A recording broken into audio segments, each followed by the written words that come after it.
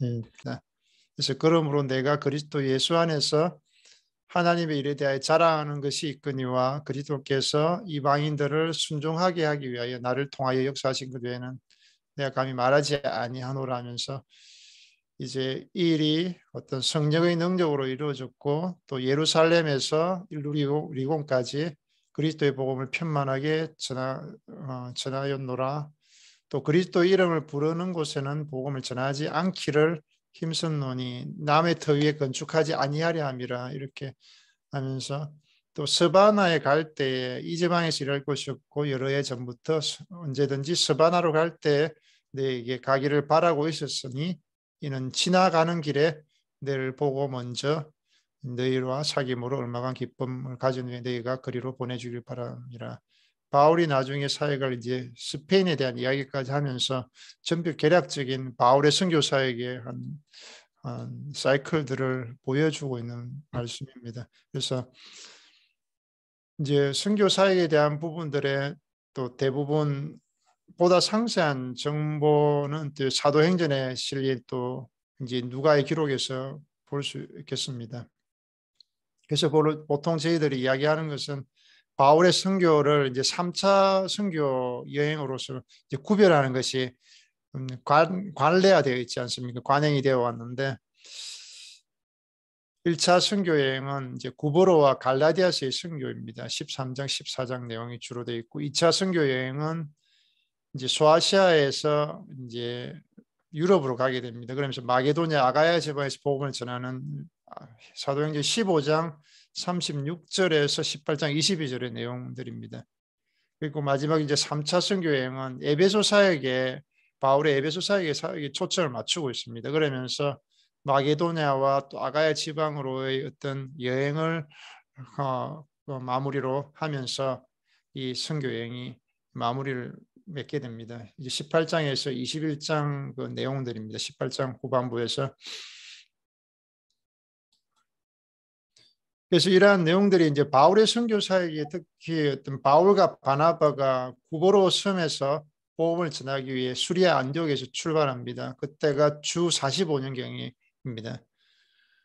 그리고 이제 바울은 어떤 아마 주 한 31년, 32년경에서 바울이 회심이 일어난 것으로 보여집니다. 그래서 15년을 이제 기다린 다음에야 우리가 바울이 이방인에게 복음을 전하라 예수님이 부르심 순종했다라는 것이 아닐까 하는 그렇게 주장하는 분들이 있습니다. 그런데 그것은 아니라는 겁니다. 거의 그런 가능성이 없고 바울이 수리아와 길리기아에서 복음 전하기 전에 회심 후 곧장 아라비아 선교사에게 동참했다는 것이 그것이 정석으로 여겨집니다.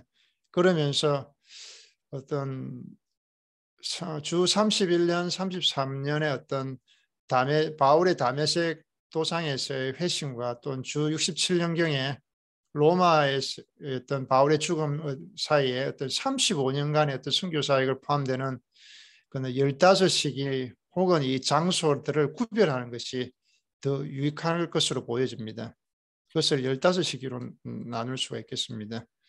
그러면서 바울의 선교 사역을 먼저 또 살펴보기 전에는 또 가족 배경과 교육, 또 메시아이자 구주이신 예수님에 대한 어떤 믿음으로서의 회심과 또 선교 사역에 대한 사명, 소명, 그리고 이런 모든 유용 가능한 정보들을 살펴보는 것은 매우 유익할 것으로 보여집니다.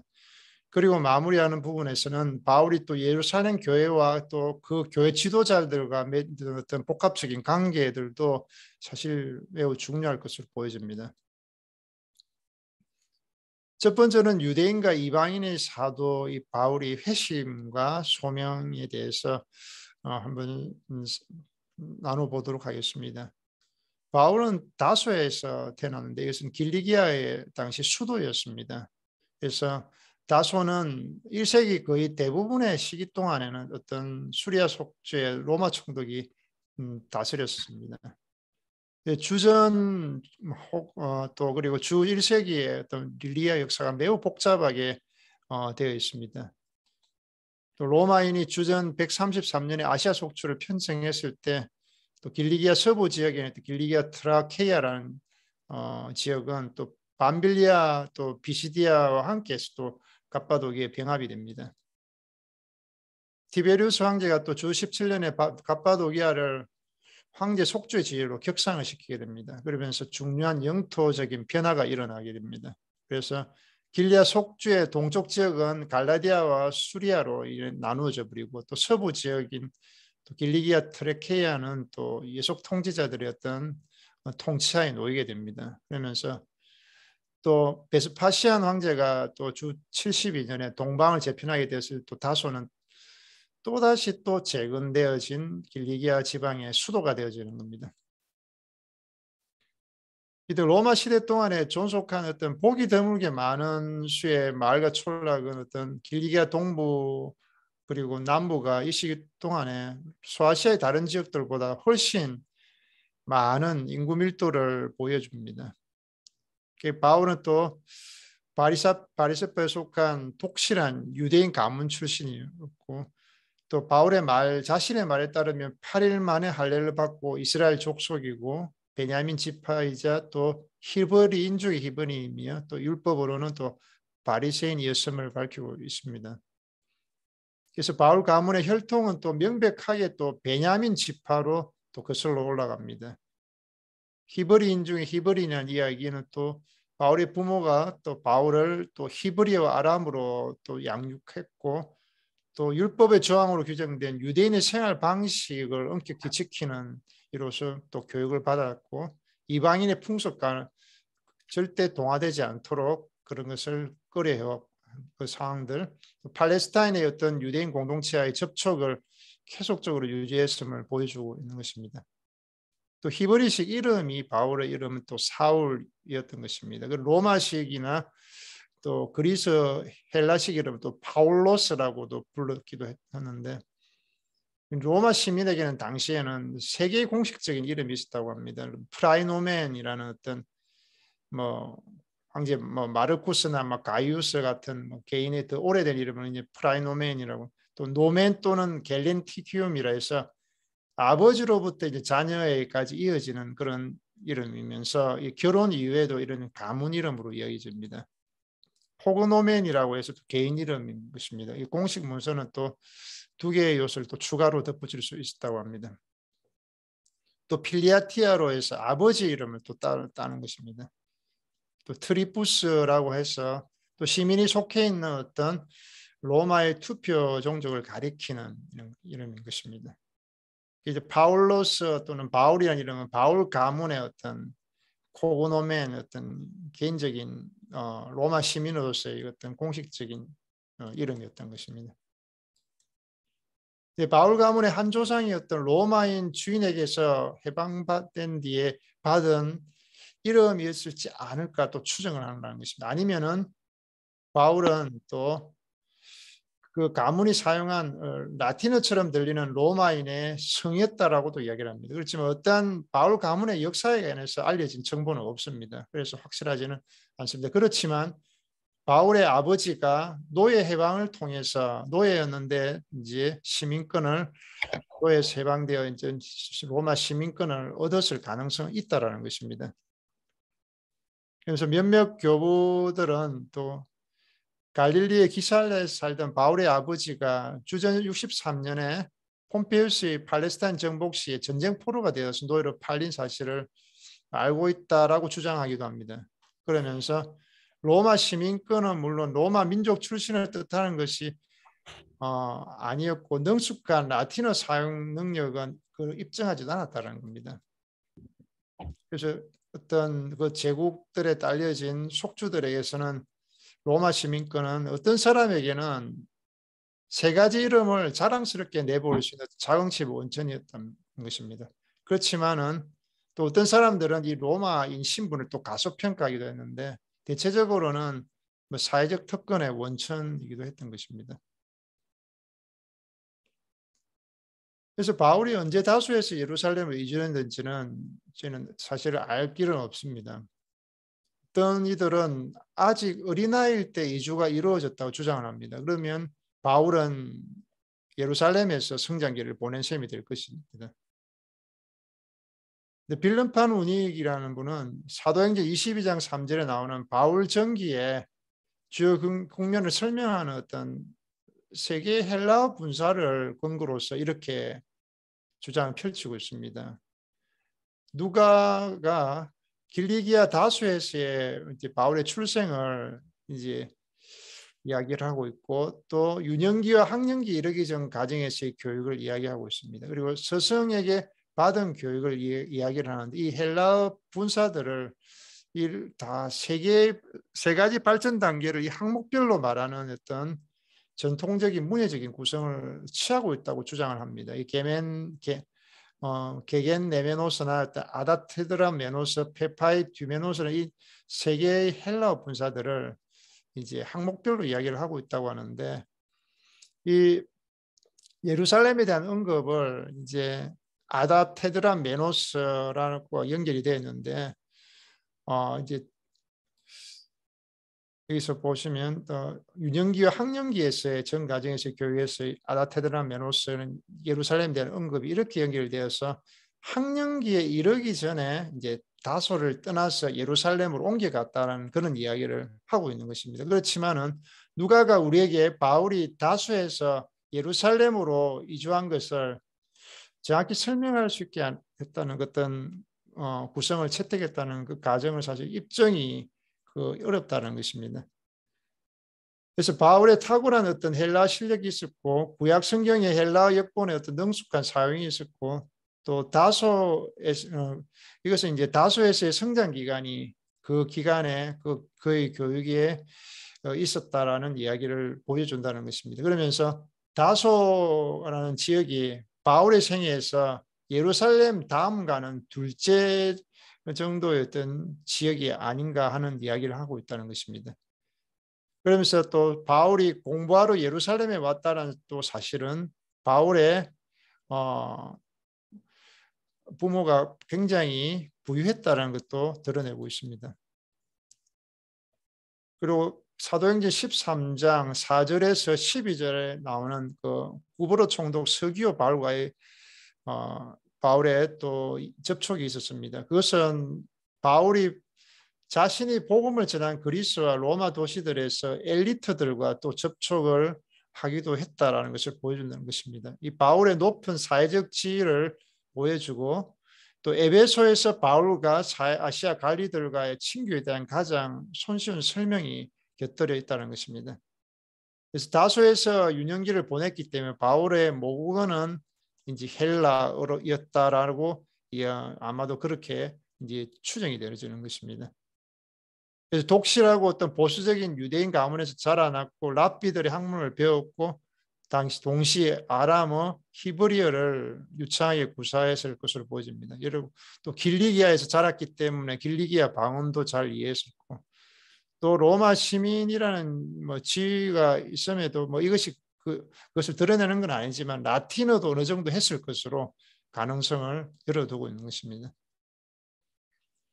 그래서 바울의 편지들과 사도행전은 어떤 바울이 랍비 가말리엘 문화에서 바리새인의 관점에서 오경을 공부했다는 점을 암시를 해주고 있습니다. 기본적인 또 예루살렘에 있는 헬라파 유대인 학교에서 기본적인 어떤 수사 교육을 또 받았다는 것을 또 보여주고 있다는 것입니다. 그 박해자 바울의 이야기를 합니다. 바울은 사실 예루살렘과 아마도 유대 지역의 기타 장소에서 예수님의 제자들을 핍박했습니다. 또 이제 수리아 도시인 다메섹에서 예수 그리스도의 제자들을 이제 체포할 계획을 세웠습니다. 처음에 이제 저자 누가는 이제 스데반이 돌에 맞아 죽은 사건과 연관을 시켜서 이제 사울을 처음 등장시키고 있습니다. 바울이 교회를 잔멸하기를 원했다고 단언할 때 사실 이 말은 아마도 예수님의 제자들이 회당이라는 기간 안에 존재하는 것을 불가능하도록 만들겠다라는 그런 의미였다는 것입니다. 바울은 학구적인 랍비들의 토론의 도움을 받던, 또 그리스도인들에 대해서 회당의 징계 조치를 내리던, 또 자발적인 물리력의 행사를 통해서는 무선수를 써서라도 이 제자들에게 이러한 권리를 이제 부정하려 했을 것이라는 겁니다. 훗날에 바울은 40에서 하나 감암매를 이제 해당해서 형벌로 또 받게 되는 겁니다. 그 바울은 왜 예수님의 제자들을 박해했는가라는 질문을 할 때 가장 그럴듯한 대답으로 이렇게 이야기할 수 있겠습니다. 최초에 예수님의 제자들의 복음 선포가 너무 경멸스럽고 잘못된 것으로 간주되어서 바울이 이 제자들의 활동을 중단시키려면 공격적인 조치를 취해야 된다라는 일을 취할 필요가 있다는 것을 확신하게 되었다는 것이 있습니다. 그래서 예수님을 믿는 유대인 신자의 주장을 배격한 유대인들은 메시아이신 예수님과 십자가에서 예수님의 죽음을 지닌 어떤 속죄의 효력을 믿는 것은 어떤 야훼가 모세에게 계시하신 이스라엘 구원의 기초인 오경에 대한 순종이라는 토대를 공격하는 것이라고 확신하게 됐던 것입니다. 그래서 바울의 회심은 예루살렘에서 예수님을 믿는 신자들을 체포하고자 이제 다메섹으로 가다가 예수님과 만나게 된 것입니다. 그래서 바울은 이 만남을 주를 본 사건으로 또 부활하신 예수님이 자신을 보이셨던 사건으로 설명합니다. 저자 누가는 하늘로부터 빛이 비친 한 사건을 설명을 합니다. 바울은 주 예수님을 본 사건을 어떤 신적인 빛의 영광 속에서 이제 실제적이고 객관적으로 이 초자연적인 실제를 본질로 묘사를 합니다. 이 실제가 자신을 주님으로 알리면서 바울도 이 실제를 깨닫게 됩니다. 그러면서 바울은 땅바닥에 엎드러지고 하나님 우편에 높이 들리신 주 예수님의 음성을 듣게 된 것입니다. 그리고 바울은 예수님이 자기 자신을 계시하신 그 밝은 빛에 눈이 먼 채로 이제 다메섹에 도착을 하게 되었습니다. 그리고 아나니아라는 그 지역의 한 그리스도인이 예수님이 하신 말씀을 전해주게 된 것입니다. 그래서 예수님이 바울에게 예수님의 이름을 온 세상에 선포할 사명을 주셨다는 그 사실을 알려준 것입니다. 그래서 그것이 이제 사도행전 22장에서 12절에서 16절의 내용입니다. 그리고 훗날에 바울은 자신이 주님의 죽음과 부활 이후에 12제자들이 예수님을 본 것처럼 주님을 보았기 때문에 자신도 한 명의 사도라고 그렇게 단언을 하게 됩니다. 고린도전서 15장 8절에서 11절의 내용입니다.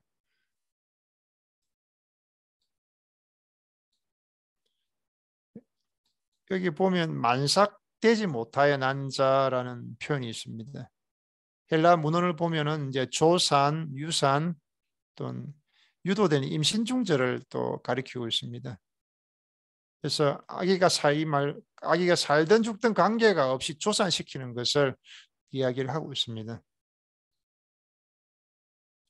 어떤 결정적인 특징은 비정상적인 출생 시기와 또 이렇게 태어난 자의 미완성된 모습입니다. 그리고 의미가 늦은 출생이 아니라 예기치 못한 출생을 이야기를 하고 있습니다.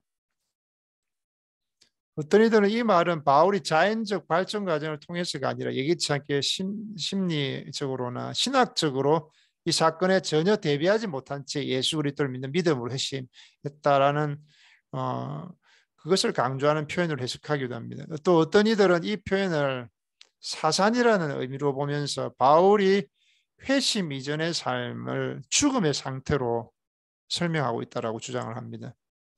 즉 바울이 예수님을 만났을 당시에는 영적으로 죽어 있었다라는 이야기입니다. 또 어떤 이들은 또 창세기 35장 16절, 20절, 민수기 12장 12절, 또 이사야 49장 4절 혹은 또 호세아 13장 13절에서 암시를 발견하지만 고린도의 그리스도인들이 또 이러한 암시를 적시로 깨닫지 못했을 것이라고 이야기를 합니다. 가장 그럴듯한 해석은 이 말의 초점을 바울의 회심 방식이 아닌 회심 이전에 바울의 상황과 관련 짓는 것일 것입니다. 바울은 황폐하고 황량하고 비참한 상태에 있는 한 인간을 설명하는 단어를 사용하고 있습니다. 그러면서 자신이 예수님을 따르는 이들을 박해했기 때문에 부활하신 주 예수 그리스도를 뵙기에 합당하지 않다라는 것을 강조하기 위해서 자신을 유산된 존재로 묘사를 하고 있다는 것입니다. 예수 그리스도를 믿는 주의 제자들을 박해했던 바울은 자신을 예수님께 용서받고 부르심 받으며 사명을 받을 자격이 없는 비참하고 불쌍하고 처근한 인간으로 그렇게 간주를 했던 것입니다. 바울의 선교 사역을 말하기 전에는 먼저 갈등이 다소 있었던 이제 바울과 예루살렘 교회와의 관계를 언급하는 것이 유익할 것으로 보여집니다. 주 33년, 34년에 바울의 방문이 있었습니다. 주 33년, 34년에는 회심한 이후에 처음으로 예루살렘을 방문하게 되었습니다. 바나바를 통해서 사도들에게 소개가 되어집니다.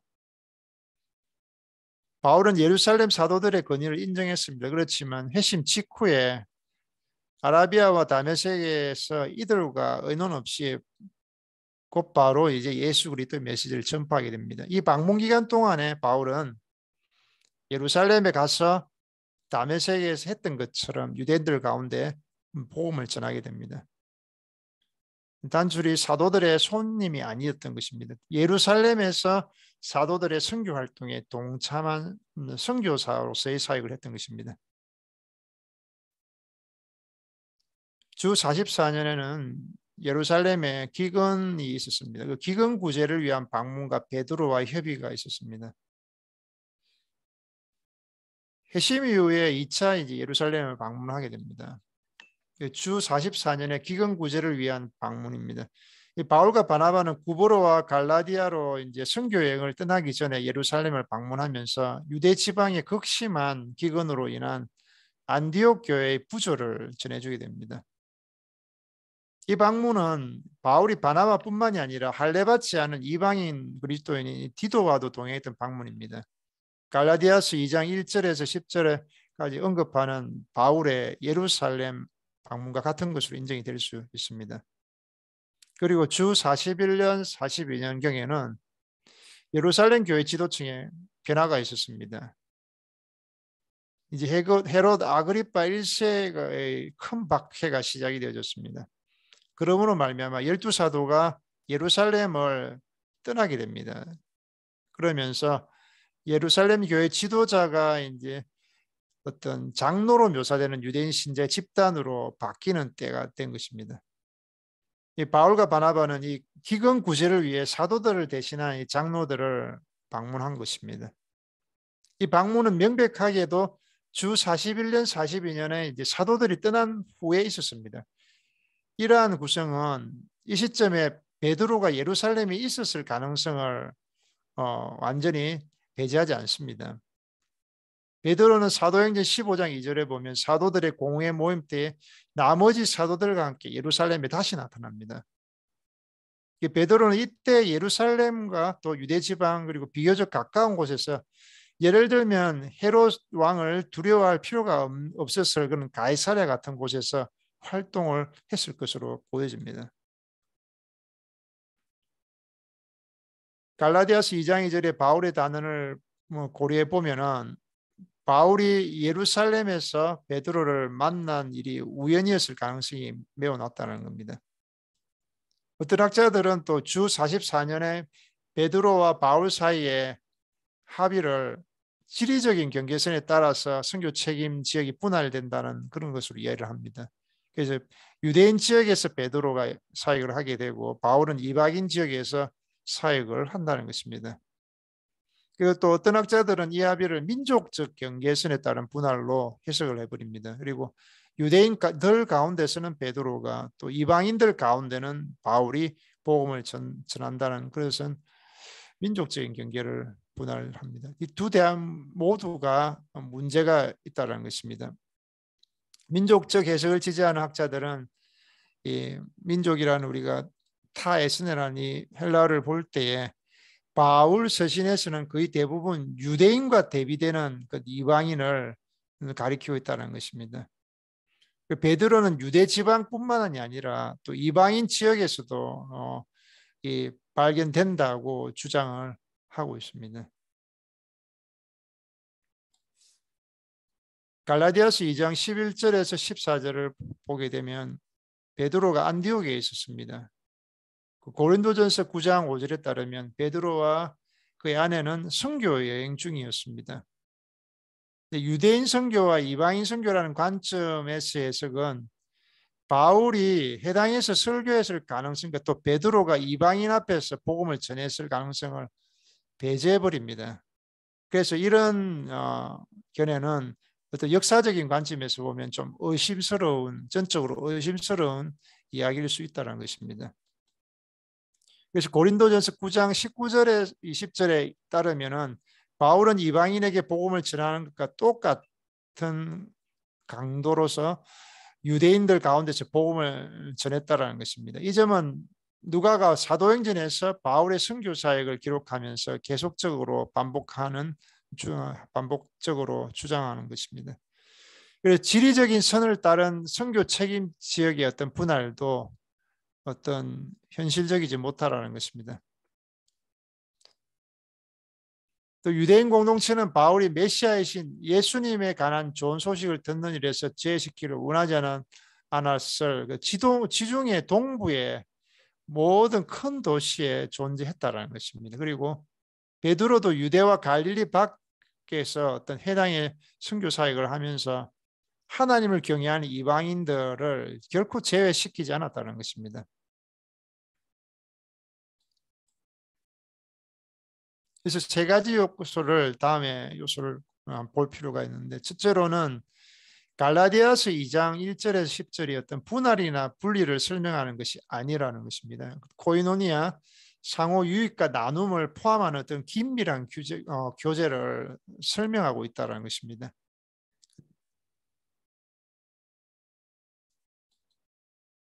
또 이 논의가 어떤 초대교회 선교사역이 통일된 권위를 가지고 통일된 방식으로 조직이 되어야 하는 그런 문제에 초점을 맞추지도 않았다는 겁니다. 문제는 바울이 예루살렘에 동참할 것인가 아니면 베드로가 바울의 선교사에 동참할 것인가 하는 것이 아니었다라는 겁니다. 베드로의 선교사에 대한 누가의 기록이 뭔가가 어떤 증표가 된다면은 12사도는 어떤 바울에게 동참할 필요가 없었다는 겁니다.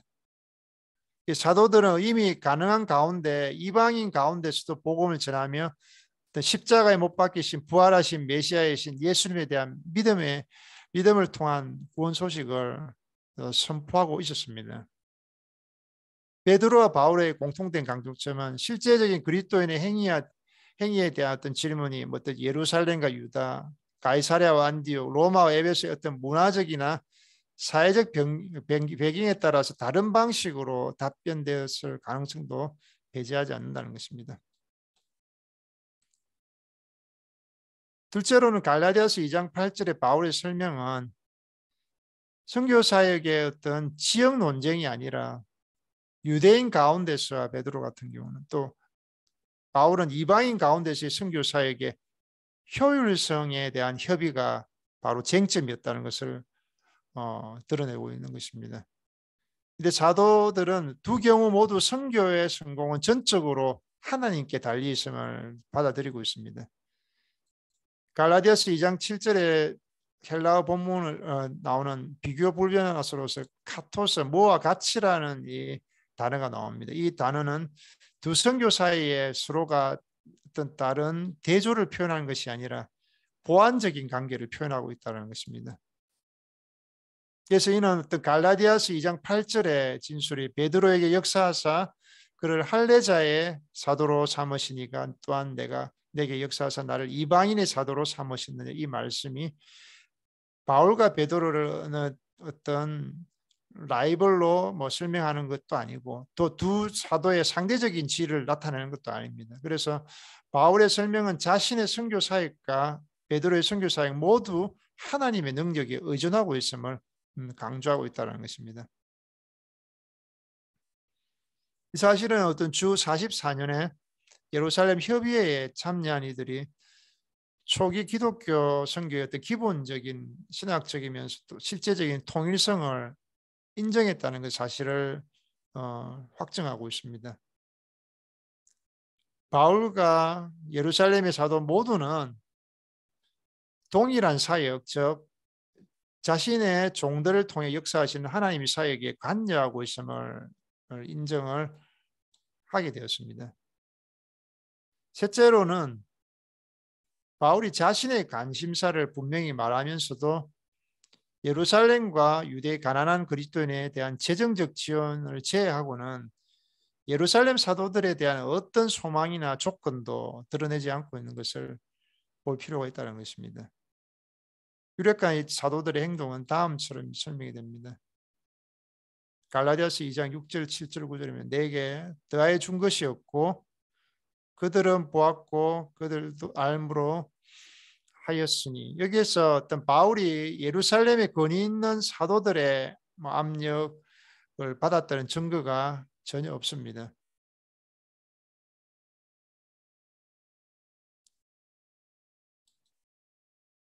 베드로와의 이 협의에서 어떤 바울의 어떤 주된 관심사는 자신의 선교 사역과 자신이 세운 교회들이 베드로와 다른 사도들의 선교 사역과 이들이 세운 교회와 동등한 어떤 정당성을 인정받는 일에 이제 초점이 맞춰져 있었던 것입니다. 야고보에서 온 어떤 이들과 안디옥 사건에 대한 부분들을 갈라디아서 2장에 되면 볼 수가 있습니다. 40년대 예수님을 믿는 유대인 신자들이 예루살렘에서 안디옥으로 가게 되어 거기서 베드로에게 압력을 가하게 됩니다. 이러한 점은 결국 베드로로 하여금 자신의 신학적인 신념과는 어긋나게 그 도시의 이방인 신자와 식탁 교제를 단절하게 해버립니다. 이 베드로는 열성적인 유대인의 반발과 그 잠재적으로 예루살렘 교회에 대한 취할 행동을 두려워한 나머지 그 유대인에게 굴복을 하게 됩니다. 야고보에서 온 어떤 이들은 할례를 받지 않고 모세오경의 의식과 제적 규정을 따르지 않는 이방인 그리스도인들과 단절해야 됩니다라고 베드로에게 요구를 하게 됩니다. 그럼 안디옥 구부로 갈라디아에서 이제 바울과 함께 선교 사역에 참여한 바나바조차 여기에 미혹이 되어서 자신의 참된 확신과 모순된 행동을 하게 됩니다. 그러면서 이방인 그리스도인과의 교제를 끊어버리게 됩니다. 그래서 바울은 안디옥으로 돌아가서 어떤 일이 벌어졌는지 알게 되었고 그 즉시 모든 자 앞에서 베드로를 책망하는 일이 생겼습니다. 이 야고보에게서 온 어떤 이들은 아마도 예수님의 형제이자 예루살렘 교회 장로들 가운데 1인자인 야고보를 대표를 했을 것입니다. 이들은 권위적인 요구를 전달한 것이 아니라 어려운 정치적 상황을 감안해서 예루살렘 교회와의 연대를 호소했을 가능성이 있습니다. 이 야고보에서 온 대표단은 갈라디아서 2장 7절에서 9절에 나온 예루살렘 협의회의 합의에 따라 행동한 것으로 보여집니다. 중요한 것은 함께 식사를 하는 동안에 먹은 음식이 모세오경의 음식법과 일치하게 어떤 선별되고 준비되었는가 하는 문제가 아니었다는 겁니다.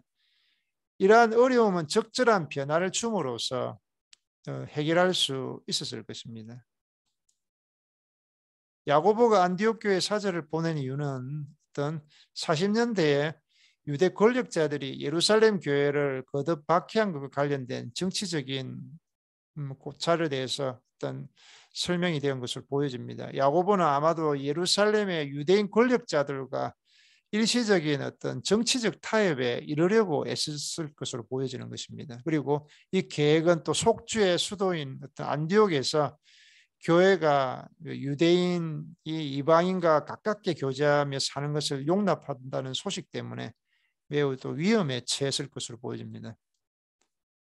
이 베드로의 딜레마인데 이것은 예루살렘 교회의 어떤 역사적 상황과 정치적 공경을 고려하면 이해할 만한 것입니다. 그렇지만 바울의 관점에서 볼 때 이러한 동기는 대체적으로 이방인의 선교계획 또 기존 교회 이방인 그리스도인 구성원과 비교하면 매우 아주 하찮은 것으로 보여졌던 것입니다. 바울은 할례받지 않는 어떤 예수님의 제자들이나 어떤 예수님을 주님이나 주님과 구주로 믿는 이 믿음에 이른 이방인이 하는 좀 어떤 약간은 낮추어진 떨어진 그리스도인이 되는 것으로 용납하지 않았다는 것입니다. 그리고 바울은 또 유대인 신자와 이방인 그리스도인 사이에 어떤 차별이나 분리도 어떤 복음의 어떤 논리의 모순이 됐고, 십자가에서 어떤 예수님의 희생적인 죽음을 효력을 부정하는 모습이라고 그렇게 믿었던 것입니다. 그래서 이러한 믿음이 갈라디아 그리스도인에게 보낸 편지에 담긴 바울의 논지로 나타나고 있습니다. 그래서 사도공회는 또 주 48년쯤에 일어났습니다. 그 바울의 어떤 다음번에 예루살렘 방문이 주 48년에 있던 그런 사도들의 공회와 연결이 되어 있었습니다. 15장 사도행전 15장 5절을 보게 되면은 예수님을 믿게 된 바리새인이 회심한 이방인에게 할례를 받을 것을 요구하고 모세 율법을 지킬 것을 권고했다고 전해집니다. 이는 분명히 안디옥 교회와 예루살렘 교회 모두에서 논쟁을 촉발하는 그런 언급이었습니다. 그리고 주 44년에 예루살렘 협의회 이후에 발생한 것으로 보이는 새로운 상황 전개가 펼쳐지게 된 것입니다. 여기서 저자 누가는 예루살렘에서 온 이 유대인 신자들의 요구가 유대인과 또 구브로와 갈라디아에서의 선교 여행에서 방금 돌아온 바나바와 바울 사이에 적지 아니한 다툼과 변론을 촉발했다고 그렇게 언급을 하고 있습니다. 이 누가의 기록은 예루살렘 교회 12사도와 장로들과 바울과 바나바 같은 그 밖에 주요한 선교사들이 이러한 문제를 논의할 모임을 조직했음을 보여주고 있는 것입니다. 15장 4절에는 예루살렘 이르러 교회와 사도와 장로들에게 영접을 받고 하나님이 자기들과 함께 계시 행하신 모든 일을 말하며 또 이 회의는 주 48년에 열린 것입니다. 누가는 이 기록을 통해서 우리는 사건의 순서를 다음처럼 이제 재구성을 할 수 있겠습니다. 첫 번째로는 12제자와 장로들입니다. 사도들과 예루살렘 교회 지도자들을 회의에 소집한 것입니다. 여기에는 회심한 이방인들에게 할례를 받을 것을 요구하는 아주 극보수적인 유대인 그리스도인이 있었습니다. 바울과 바나바, 베드로와 요한, 야고보 같은 또 그룹이 있었습니다. 두 번째로는 열띤 논쟁이 뒤따르게 됩니다. 아마 메시아의 신 예수님을 믿는 신자가 된 과거의 바리새인으로 보여진 일부 참가자가 이방인 그리스도인에게 할례를 행하라, 모세율법을 지키라 명하는 것이 마땅하다라고 주장을 하게 됩니다. 세 번째로는 베드로는 비교적 긴 발언을 통해서 이방인 가운데 사역한 선교사로서 이제 가이사랴의 고넬료의 회심을 이야기를 합니다. 그러면서 그 이야기를 토론 참가자들에게 다 상기를 시키게 됩니다. 베드로는 아주 오래전부터 하나님이 유대인과 이방인을 구분하지 않으셨다. 이방인에게 율법의 멍에를 씌우지 않기를 원한다. 또 이방인이 복음의 메시지를 듣고 믿음에 이르기를 작정하셨다는 점을 강조하게 됩니다. 그래서 이방인도 유대인처럼 주 예수님의 은혜로 구원받기 때문에 그렇다라는 이야기를 하고 있는 것입니다. 네 번째로는 이 베드로 연설은 회의 참석한 이들을 설득을 시킨 것입니다. 온 무리가 가만히 있어라는 15장 12절의 내용이 나옵니다. 보수적인 유대인 그리스도인도 바울과 바나바와 안디옥 교회가 이방인을 할례 없이 메시아적인 하나님의 백성을 받아들이면서 이 감당해오는 이 이방인 선교가 수리아 지역에서의 일탈이 아니라 또 바울 혼자만의 모험이 아니다라는 사실을 이제 받아들일 수밖에 없었던 것입니다. 그러면서 또한 12사도 가운데 1인자이면서 예루살렘 교회의 첫 지도자인 베드로가 몸소 또 같은 신학적인 입장을 또 지지하고 가르쳤다는 점입니다. 다섯 번째로 이제 모임 무리가 이제 조용해진 이후에 바나바 바울은 이방인 중에서 즉 수리아, 길리기아, 또 구브로, 갈라디아에서 하나님이 하신 일에 대해서 보고하게 됩니다. 그래서 하나님이 바나바와 바울의 선교사의 그 상황에서 행하신 모든 표적과 기사를 차례대로 말하게 됩니다. 여섯 번째로 마지막으로 예수님의 형제이자 예루살렘 교회 지도자인 야고보가 발언합니다. 비교적 긴 발언이었는데 하나님이 자기 백성을 회복하셨기 때문에 회심한 이방인도 교회 안에 받아들여야 하고 회심한 이방인에게는 오직 몇 가지 규칙만 따를 것을 요구해야 한다라는 주장을 한 것입니다. 야고보는 이 자리에 있던 모든 사도가 받아들인 이 선교 신학적인 입장을 아모스 9장 11절 12절과 함께 이제 설명을 합니다.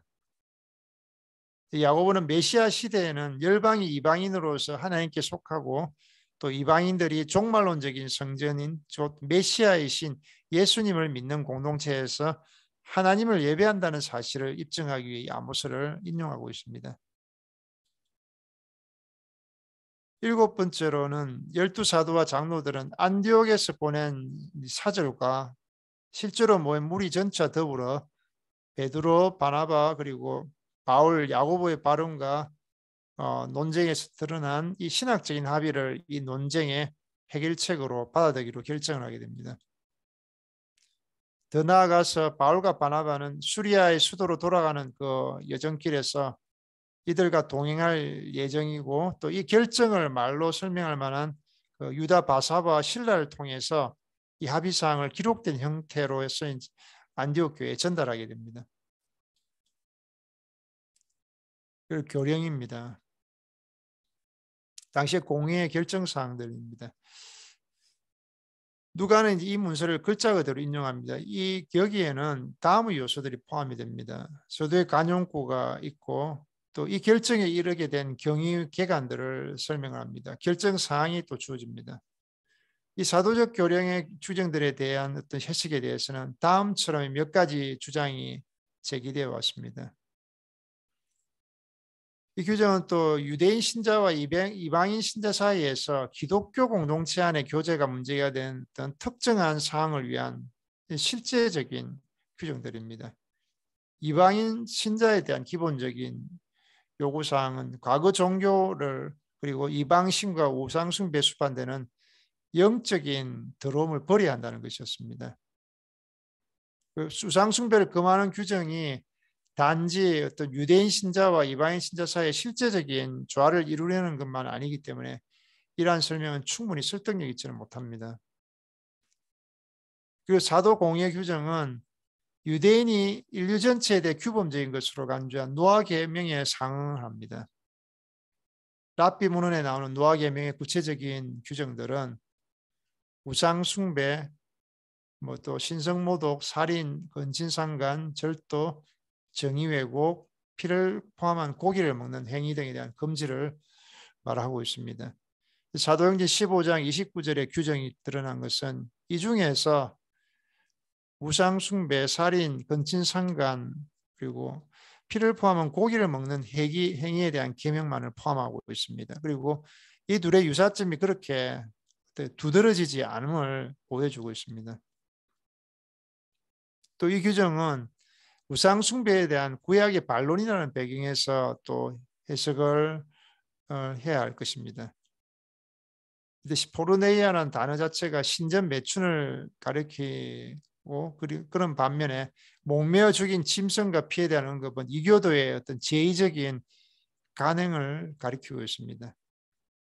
이 두 가지 이유에서 이 해석이 비판을 받았는데 첫째로는 만일 이 사도 공회가 이방인 그리스도인에게 과거의 이교적 간응을 버리고 참되신 한 분이신 하나님을 예배하도록 지시하기를 원했다면은 이러한 관심사를 보다 명백하고도 쉽게 표현할 수도 있을 것이라고 하는 것입니다.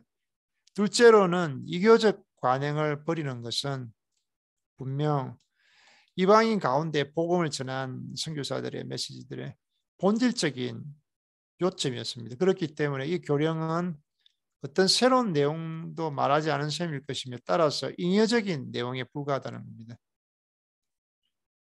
그리고 또 이 교령의 규정이 유대인의 경우에는 자기 목숨이 위태로울지라도 반드시 지켜야 하는 최소한의 요구가 있습니다. 그건 우상 숭배와 살인과 건친상간 금지입니다.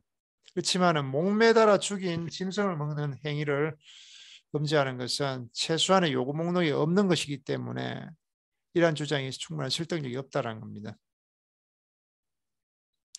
그리고 사도 공의 규정은 레위기 17장 18장에서 유대인 가운데서 거류민으로 살아가는 이방인을 명시한 규정의 관점에서 해석해야 한다는 것입니다. 금지된 것은 이 포르네이아, 이 음행, 더 구체적으로 하면 혈족 간의 성관계, 두 번째로는 목매어 죽인 것, 흠 있는 동물을 먹는 행위가 금지되는 것이고, 또 의식적으로 올바른 방식으로 죽이지 않은 짐승을 먹는 행위를 금지하는 것입니다. 세 번째로는 음식의 성분으로서의 피입니다. 이러한 것이 이 교령의 개념적 배경이라면 사도행전 15장 29절의 합의는 이방인과 유대인이 혼합된 이 교회에서 유대인 신자와 이방인 신자 사이에 공동체적인 교제를 용이하게 하는 것을 목표로 한 어떤 타협 방안을 뜻한다는 것입니다. 그렇지만은 유대인 신자와 이방인 신자 사이에 식탁 교제를 용이하게 하려는 실용적인 욕구만으로는 이 사도행전 15장 20절 29절에 네 가지 규정 선택을 설명하는데 충분하지 못하다는 겁니다. 왜냐하면 또 예를 들어서 안식일 계명 같은 거류민에 대한 규정도 빠져 있습니다. 리차드 보컴 같은 학자는 레위기 17장 18장에서만 등장하는 베톡이라는 중해라는 이 낱말이 예레미야 2장 11절 또 레위기 17장 18장을 연결해 주면서 그렇기 때문에 어떤 사도 공의 규정의 선택을 또 설명해 줄 수 있다고 주장합니다. 그래서 긴밀하게 관련된 예언들과 레위기 17장 18장 사이의 연결고리를 만들어낸 야고보의 성경해석적 논증은 모세 율법 자체가 정확히 이방인들에게 명백히 적용되는 단 4개의 계명만 포함하고 있다는 점을 확정하고 있다는 겁니다. 이 규정들은 이방인 신자는 율법을 지킬 필요가 없다는 논쟁의 여지가 없는 맥락에서 식탁 교제의 문제를 다루는 단순히 실용적인 타협이 아니다라는 것입니다.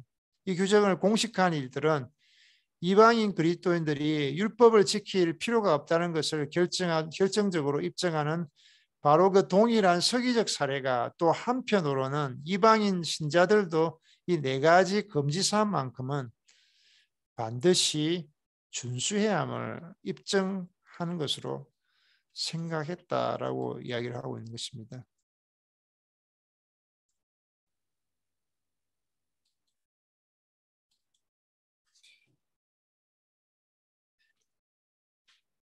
헌금에 대한 부분들은